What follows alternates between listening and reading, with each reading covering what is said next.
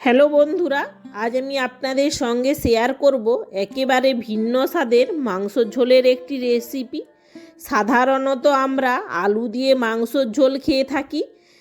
আমি আজ আপনাদের সঙ্গে শেয়ার করব সয়াবিন ও আলু দিয়ে মাংসর ঝোলের একটি রেসিপি, যেটা খেতে দুর্দান্ত লাগে। যারা একবারও এখনও বাড়িতে ট্রাই করেননি, একবার হলেও ট্রাই করবেন, দেখবেন খেতে খুবই সুন্দর লাগে। বাই দা ওয়ে, আমি মৌহা MS রোহন কিচেনে আবার একটি নতুন পর্বে সবাইকে জানাই স্বাগত। সয়াবিন দিয়ে মাংসর ঝোল বানানোর জন্য প্রথমে একটি কড়াই গরম করে দিয়ে দেব সরষের তেল। আজ আমরা সরষের তেলেই রান্না করব। মাংসর ঝোল দিয়ে ভাত খেতে খুবই সুন্দর লাগে, কিন্তু আলু ভাজাটা থাকলে আরও সুন্দর লাগে। তাই আমরা প্রথমে আলুটা ভেজে নেব। এখানে আমরা লবণ ও হলুদ মাখানো আলুগুলো দিয়ে দেব, দিয়ে আলুগুলো ভালো করে ভেজে নেব। গরম ভাতের সঙ্গে আলু ভাজা ও মাংসর ঝোল খেতে কিন্তু দুর্দান্ত লাগে।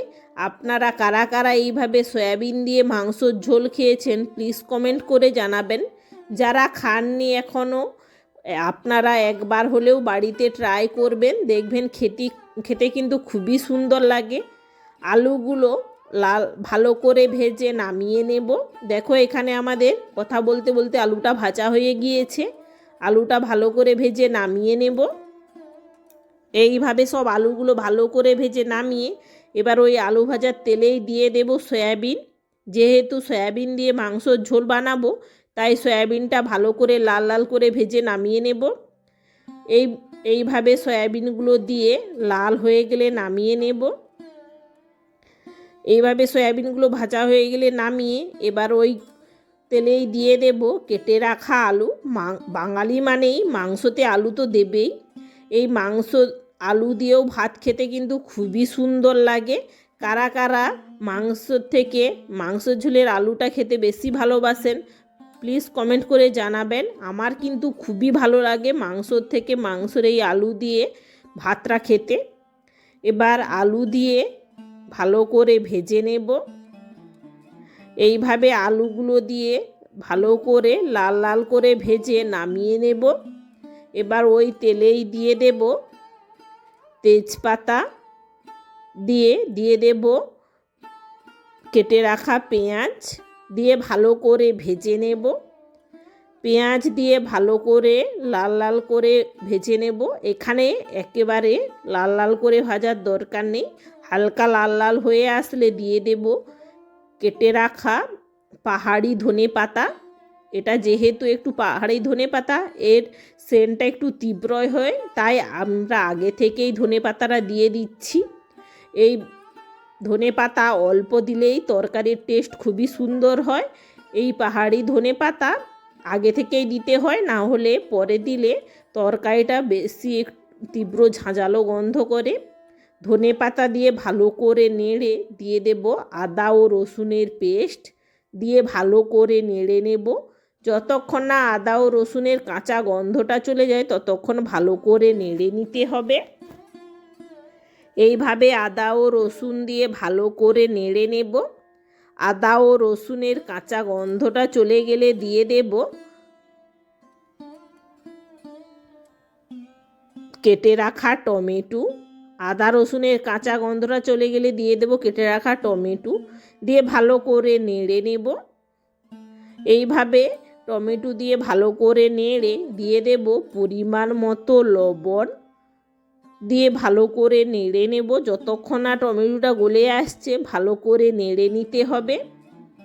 লবণ দিয়ে ভালো করে নেড়ে দিয়ে দেব লাল লঙ্কার গুঁড়ো ও হলুদ গুঁড়ো, দিয়ে ভালো করে নেড়ে নেব। লাল লঙ্কার গুঁড়ো হলুদ গুঁড়ো দিয়ে ভালো করে নেড়ে দিয়ে দেব অল্প করে জল। যেহেতু মিক্সিতে মশলাটা বেটেছি, তাই মিক্সি ধুয়েই জলটা দিয়ে দিচ্ছি। জল দিয়ে ভালো করে গ্রেভিটা ফুটতে রেখে দেব। এইভাবে গ্রেভিটা ভালো করে ফুটে আসলে দিয়ে দেব ধুয়ে রাখা মাংস, দিয়ে ভালো করে নেড়ে নেব। গ্রেভিটা ফুটে আসলে দিয়ে দেব ধুয়ে রাখা মাংস, দিয়ে ভালো করে মাংসটা কষিয়ে নেব। 10 থেকে 15 মিনিট, যাতে মাংসর মধ্যে ভালো করে গ্রেভিটা ঢুকে যায় ও মাংসটা ভালো করে কষা হয়, ততক্ষণ ভালো করে কষে নিতে হবে।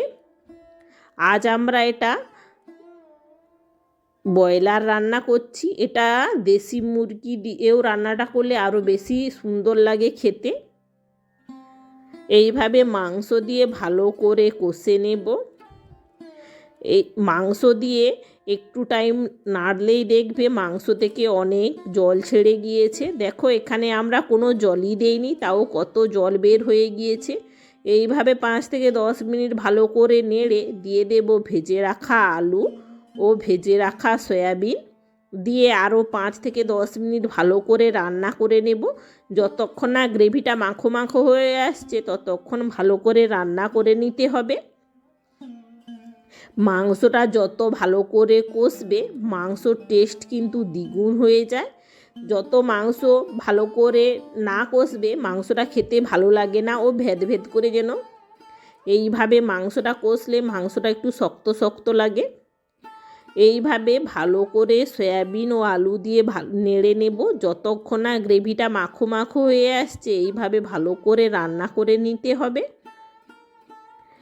এইভাবে গ্রেভিটা হালকা মাখো মাখো হয়ে আসলে দিয়ে দেব এখানে মিট মশলা। এখানে আমরা সানরাইসের মিট মশলাটা দিচ্ছি। এই মাংস কষাতে কষাতে মিট মশলা দিলে খেতে খুবই সুন্দর লাগে। এইভাবে মিট মশলা দিয়ে ভালো করে নেড়ে নেব। এইভাবে ভালো করে নেড়ে গ্রেভিটা মাখো মাখো হয়ে আসলে দিয়ে দেব পরিমাণ মতো জল, দিয়ে আরও 5 থেকে 10 মিনিট রান্না করে নেব। এইভাবে আরও 5 থেকে 10 মিনিট রান্না করে আলুটা আমাদের সেদ্ধ হয়ে গেলে নামিয়ে নেব। আমাদের রেডি সয়াবিন ও আলু দিয়ে মাংসের ঝোল। আজকের এই ভিডিওটি কেমন হয়েছে প্লিজ কমেন্ট করে জানাবেন।